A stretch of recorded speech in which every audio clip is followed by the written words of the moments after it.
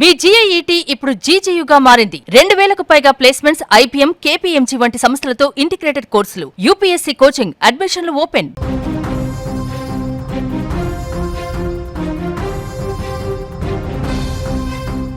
హైదరాబాద్లోని Sardar Vallabhbhai Patel national police అకాడమీలో వెలుగు చూసిన ట్రైనీ ఐపీఎస్ అధికారుల వివాదము రోజుకొక మలుపు తిరుగుతుంది. మహిళా ట్రైనీ ఐపీఎస్ అధికారి ఫిర్యాదుతో ప్రారంభమైనటువంటి కేసు ఇప్పుడు దేశవ్యాప్తంగా చర్చనీయాంశంగా మారింది. లైంగిక వేధింపుల ఆరోపణలు ఎదుర్కొంటున్న ట్రైనీ ఐపీఎస్ ఉదయ్ కృష్ణారెడ్డి ఆత్మహత్యా యత్నం అనేటువంటి వార్త నిన్న దావానలంగా వ్యాపించింది. ఆ తర్వాత ఆయన బలవన్మరణానికి ముందు రాసిన లెటర్ బయటపడడం ఇప్పుడు ఈ కేసులో కొత్త ప్రశ్నలకు కూడా దారితీస్తుంది. ఇప్పుడు ఇంకా ఈ కేసులో మరొక కొత్త విషయం కూడా వెలుగులోకి వస్తుంది. ఆ లేఖలో తనపైన వచ్చినటువంటి ఆరోపణలను పూర్తిగా ఖండించడమే కాకుండా మహిళా ట్రైనీ ఐపీఎస్ పైన తీవ్ర ఆరోపణలు చేయడము, తన వద్ద అన్ని డిజిటల్ ఆధారాలు కూడా ఉన్నాయని చెప్పడము ఈ కేసును మరో మలుపు తిప్పింది. అయితే ఈ లేఖలోని విషయాలను పోలీసులు ఇప్పటివరకు అధికారికంగా ధృవీకరించలేదు. ప్రస్తుతం దర్యాప్తు అయితే కొనసాగుతుంది. వెలుగులోకి వచ్చినట్టు ప్రచారం జరుగుతున్న ఆ లెటర్ కూడా ఇప్పుడు బయటికి రావాల్సి ఉంది. ఆ లెటర్ ప్రకారం చూస్తే మహిళా ట్రైనీ ఐపీఎస్తో తనకు సుమారు ఏడాది కాలంగా సన్నిహిత సంబంధం ఉందంటూ కూడా ఉదయ్ కృష్ణారెడ్డి ఆ లేఖలో పేర్కొన్నట్టుగా తెలుస్తుంది. 2025 జూన్ నుంచి తమ మధ్య వ్యక్తిగత సంబంధం కొనసాగిందని, ఆమె వివాహం అయిన తర్వాత కూడా ఆ సంబంధం కొనసాగిందంటూ కూడా ఆ లేఖలో రాసి ఉన్నట్లుగా సమాచారం. ఈ నేపథ్యంలోనే ఆమె స్వయంగా పలుమార్లు తన గదికి కూడా వచ్చేదంటూ, వాట్సాప్ ద్వారా తలుపులు తీయాలంటూ మెసేజ్లు కూడా పంపేదంటూ కూడా ఆ లేఖలో రాసినట్టుగా తెలుస్తుంది.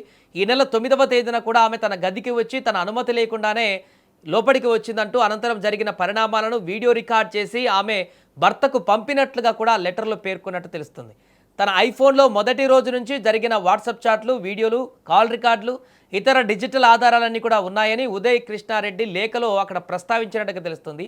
ఆ ఆధారాలను పరిశీలిస్తే అసలు నిజాలు బయటపడతాయని ఆయన అభిప్రాయాన్ని కూడా వ్యక్తం చేసినట్టుగా ఆ లెటర్లో చూస్తే అర్థమైపోతుంది. అయితే తన ఆత్మహత్యాయత్నానికి 4 వ్యక్తులే కారణం అంటూ కూడా ఆ లెటర్లో రాసి ఉంది.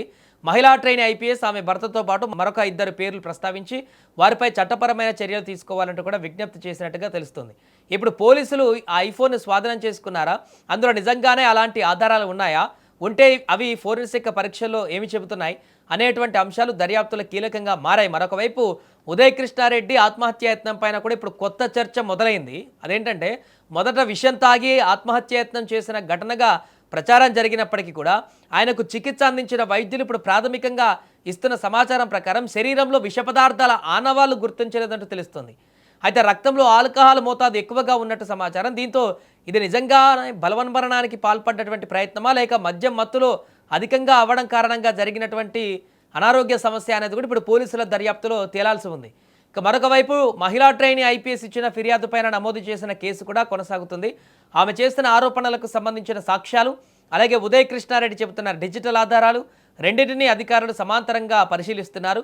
ప్రస్తుతం ఈ కేసులో 2 భిన్నమైనటువంటి కథనాలు ఉన్నాయి. ఒకవైపు మహిళా ట్రైనీ ఐపీఎస్ చేసిన లైంగిక వేధింపుల ఆరోపణలు, మరోవైపు ఉదయ్ కృష్ణారెడ్డి బలవన్మరణానికి ముందు రాసిన లెటర్లో పేర్కొన్న ప్రతి ఆరోపణలు. సో ఈ 2 వాదనల్లో ఏది నిజం? ఆయన పేర్కొన్న వీడియోలు, చాట్లు నిజంగానే ఉన్నాయా? ఉంటే అవి ఏం చెబుతున్నాయి?